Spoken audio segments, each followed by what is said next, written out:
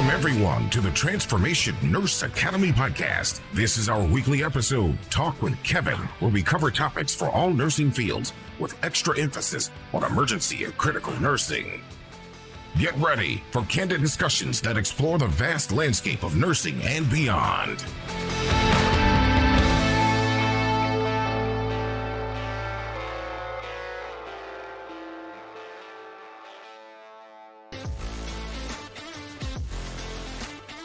All right, welcome, bitches, to the Transformation Nurse Academy podcast. My name is Kevin, and I'm your host.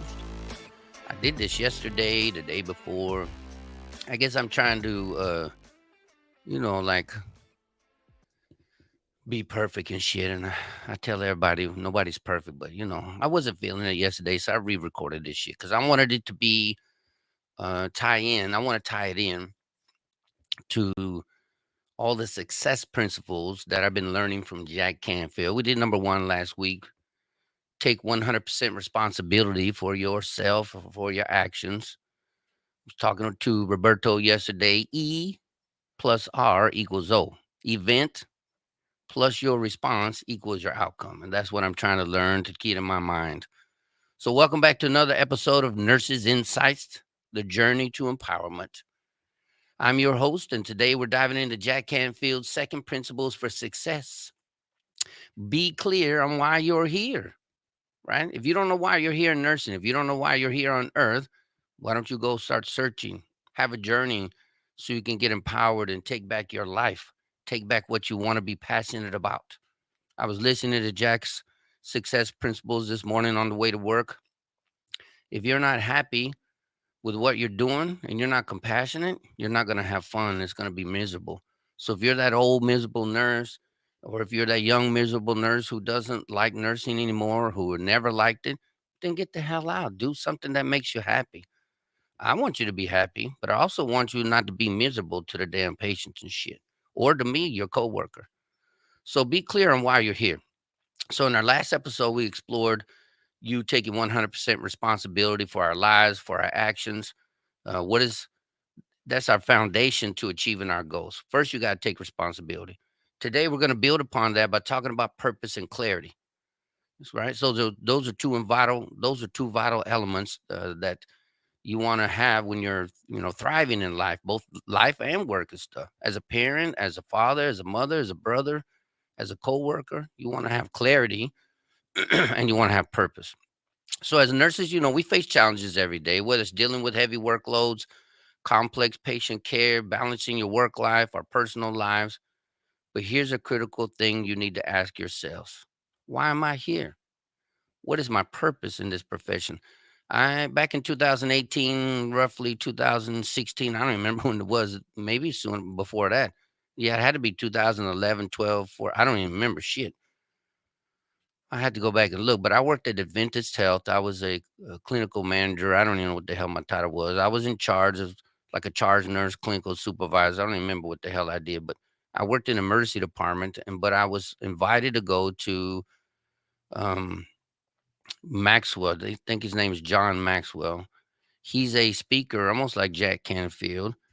And John Maxfield, he's a little bit older, I think. Maybe they're in the same age group, but I love that. I always keep trying to go back. It was put on. I'm not trying to give out any damn free advertisements, so don't go think I'm sponsoring these people, but it was put on by Chick-fil-A. And so John Maxwell, he's an author, he's a leader, he has success principles as well. Anyway, I was invited to go to this event, and he talked about, what is your story? And it really touched on me because what is your story? It's the same thing. Why are you here? What is your purpose? What is your story? What is the purpose of my profession? What is the purpose of me being here on earth? We always think about, how come nothing happens to me? Well, why don't you think about other people too? A good friend of mine, Donnie, the same hospital I worked at Adventist. I was always trying to change the world. And Donnie said, why don't you change your community first and then worry about the world? So I took that to heart and I started doing that. I started getting involved in our community here in Madera. I try to make a difference. People always ask, well, how come you always have your classes in Madera? It's so far away from Fresno and the Clovis. I got to drive so far. Is it really that fucking far? It's like 30 or 40-minute drive.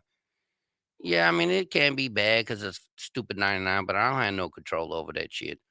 But you'll drive to LA, you'll drive to San Francisco, you'll fly around the world to eat food and drink, shit like that, but you won't come see me every 2 years for 30 minutes drive to come see a class. Listen to Jack on the way, listen to John on the way while you're coming here. Change your attitude about this. Like, I'm building a community out here. I'm trying to help my community, Madera. Our hospital went under, but it's coming back now. Hopefully the universe will, give us another chance to educate the staff members there at Madera. I've been trying to get the administrative and the owners of the advanced management company to give us a call, but I don't, maybe they don't like it. Maybe they hear this and they're like, I don't want that guy around. I don't know, but I'm not going to cry about it. But I'm trying to build something here, and that's my purpose. I'm trying to leave a legacy not only for my children, but for the nurses that I work with, for the patients. I'm going to be a patient soon. Here in the next 40, 50 years, you're going to be taking care of me. I'm trying to leave a legacy. So again, what is your purpose? You have to understand your why. So one of the biggest keys to success is having a crystal clear understanding of your purpose. I don't always have that, but I'm working on it. And as long as you try to work on it, you try to focus on it. So why did you choose this career? What impact did you want to make? Did you get into it for money? Because if you did, that's the wrong thing, because money will come and go, but this job will always be here. So, I mean, I stepped away for 4 years and I got a little lonely and stuff, went back. I like teaching, I like medicine. If you've ever been to any of my classes, I exude nursing and medicine. I love this shit. I find it fascinating. I find the human body awesome. I find people awesome and stuff. So even though people suck sometimes. But for nurses, this can mean anything from providing compassionate care to making a difference in your patients' lives to even advocating for changes in the healthcare system, which is what I'm trying to do. But the problem is, I can't do it by myself. That's why my motto was transforming one nurse at a time. Because if I get one nurse on my side, by the time I'm done, I'll have an army and we will be able to change this healthcare system. So without knowing your why, it's easy to get lost in the daily grind. You get burnout, you get frustrated, you get feelings of being overwhelmed. That can take over. But when you have a clear sense of purpose, it gives you strength to push through, to keep learning and make a difference, to set out what you want to achieve. So relating to the 100% responsibility, let's connect these things together. So when you take 100% responsibility for everything in your life, when you own your own decisions, including why you became a nurse, you can regain your control. If you don't want to be honest about, oh, I did get into nursing because I wanted money and I thought it was going to be a good job and make money.